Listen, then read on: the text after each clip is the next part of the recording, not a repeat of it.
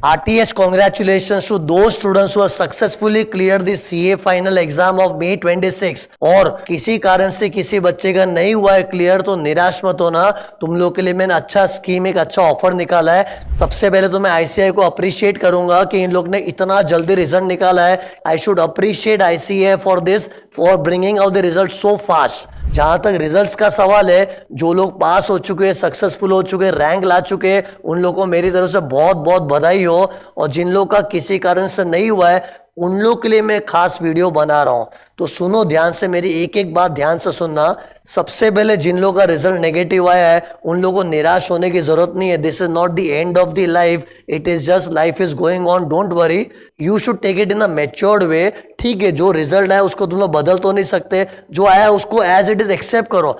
अब तुमको आगे क्या लेना चाहिए उस पर फोकस करो, बिकॉज लाइफ में क्या अपने को मूविंग फॉरवर्ड वाला अप्रोच होना चाहिए। एक जगह अटक गए, हैंग हो गए, मतलब नहीं है। ठीक है, किसी को भी पसंद नहीं कि रिजल्ट नेगेटिव आता है, लेकिन आया तो ठीक है, उसको एक्सेप्ट करना है। लेकिन अब पता है बच्चों के माइंड में दुविधा क्या चल रही है कि अब मेरा जो नेक्स्ट अटेम्प्ट आएगा नवंबर 26 में आएगा। अब नवंबर 26 में अटेम्प्ट आएगा, उसमें कोई दिक्कत नहीं है, लेकिन सबसे बड़ी दिक्कत क्या है, डायरेक्ट टैक्स का सब्जेक्ट। आधे लोग के माइंड में क्या चल रहा है कि नवंबर 26 will be the last attempt for the old income tax act 1961। उसके बाद मई 27 में अगर मेरी एग्जाम गई तो मुझे न्यू एक्ट पढ़ना पड़ेगा। तो कितने लोग पता है कंफ्यूजन में क्या सोच रहे, एक काम करता हूं मैं नवंबर 26 का अटेम्प्ट स्किप ही कर देता हूं और मैं मई 27 में अपेयर करूंगा।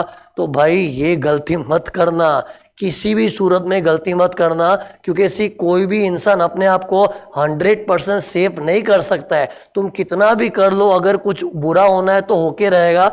हिम्मत रख के अपने को रिस्क लेना पड़ता है, और रिस्क नहीं, इतना बड़ा कोई रिस्क थोड़ी ले रहे हो, तुम पहाड़ से कूद रहे हो। ठीक है, नवंबर 26 में एग्जाम देना है और थोड़ा तो अपने को सोचना चाहिए कि पॉजिटिव लेके रिजल्ट मेरा सक्सेसफुल आएगा। इतना क्यों नेगेटिव सोचना है, अगर मेरा नहीं हुआ तो मुझे इनकम टैक्स का न्यू एक्ट पढ़ना पड़ेगा, वो सब टेंशन मत लो। बी पॉजिटिव कि अपना नवंबर 26 में क्लियर होना ही चाहिए। तो अगर किसी के भी माइंड में ये चल रहा है ना कि मैं नवंबर 26 स्किप करके मई 27 में दूं just because of the new income tax act 2025, ये मत करना। अगर मैं तुम्हारी जगह होता, कोई भी नॉर्मल इंसान होता, तो उसको नवंबर 26 में अपियर करना ही है।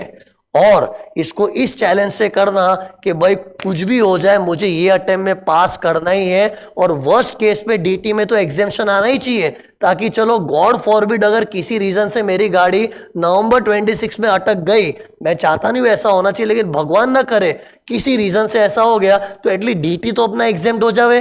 तो उसके लिए क्या करना चाहिए, उसके लिए मैंने तुम लोगों के लिए मस्त ऑफर निकाला है। मेरे जो नवंबर 26 की डायरेक्ट टैक्स की वीडियो की रिकॉर्डिंग है, वो मैं तुमको फ्लैट 50% डिस्काउंट में ऑफर कर रहा हूं। And this flat 50% discount is if you want the video lecture along with my books. और अगर आपको मेरे वीडियो लेक्चर्स चाहिए विदाउट बुक्स, तो उसमें आपको 60% का डिस्काउंट मिलेगा। ये बेस्ट ऑफर है, और ट्रस्ट मी, मैंने आज तक क्या ना किसी की बुराई की, ना मैंने खुद की बड़ाई की है, लेकिन अगर मुझे ईमानदारी से अपने दिल से बोलना ना, यहाँ वहाँ किसी का पढ़ के रिस्क मत लेना, आंख बंद करके मेरे कंटेंट को फॉलो करना।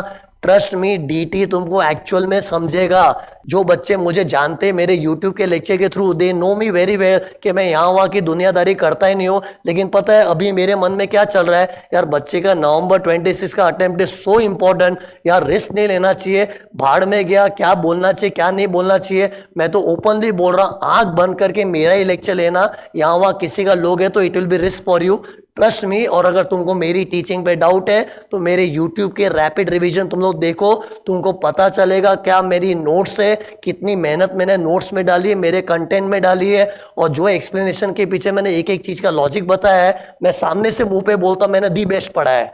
ठीक है, अपने मुंह से बड़ाई करना अच्छा नहीं लगता, लेकिन trust me, you can blindly rely on my content and my explanation.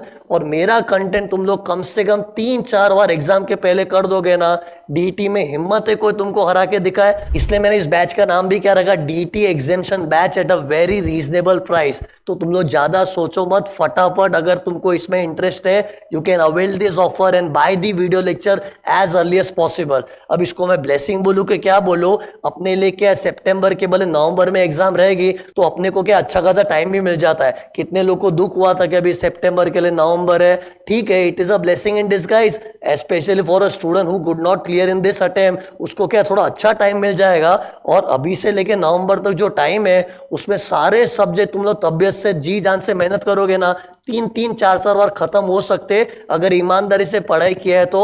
सो इसको तुम लोग ब्लेसिंग की तरह लो और मेक इट अ पॉइंट नवंबर 26 में मुझे सीए बन के रहना है, और कुछ नहीं हुआ तो डीटी में एग्जामिनेशन लाना ही है।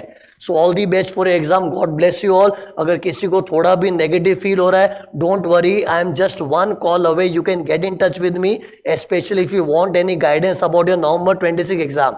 God bless you all.